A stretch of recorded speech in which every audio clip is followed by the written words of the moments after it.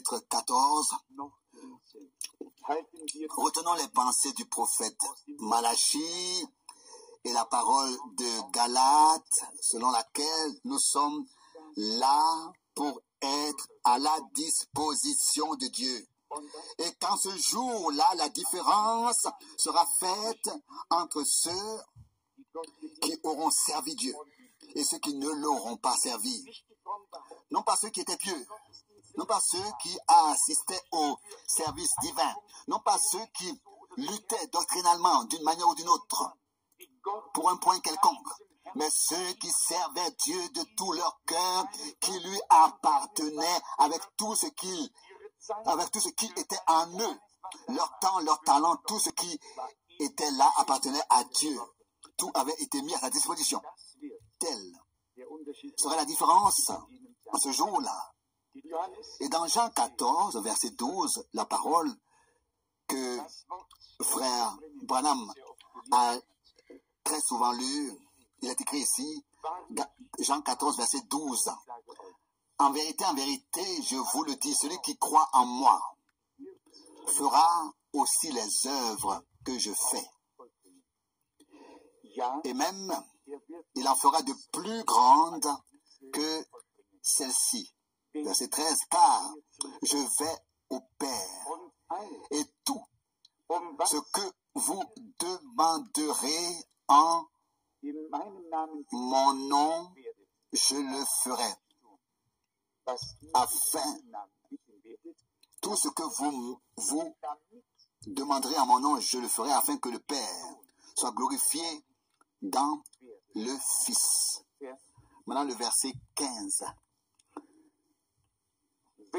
Si vous m'aimez, vous garderez mes commandements. Verset 16. Et je prierai le Père, et il vous donnera un autre soutien, afin qu'il soit avec vous pour l'éternité. Verset 17. L'Esprit de vérité que le monde ne peut pas recevoir parce qu'il ne le voit pas et ne le connaît pas. Mais vous le connaissez parce qu'il demeure avec vous et sera en vous. N'est-ce pas là une parole merveilleuse? L'Esprit Saint a été décrit de bien des manières comme le consolateur, l'aide, l'assistance. Il est devenu pour nous tout, en tous. Et si nous reconnaissons que cet esprit de vérité nous conduit dans toute la vérité et que le monde ne peut pas le recevoir, il ne le voit pas, il n'en a pas besoin. Seul celui qui est de la vérité peut recevoir l'esprit de vérité.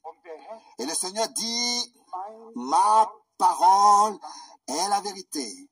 Jean 17, 17. Et ici, nous faisons clairement la distinction entre une onction de l'esprit que beaucoup ont, que des millions ont dans cette génération, et entre la réception réelle du Saint-Esprit dans ton âme et dans la mienne, et cela en relation avec la semence de la parole de Dieu.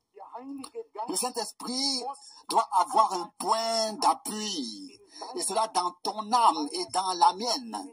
Il doit avoir un point d'attache.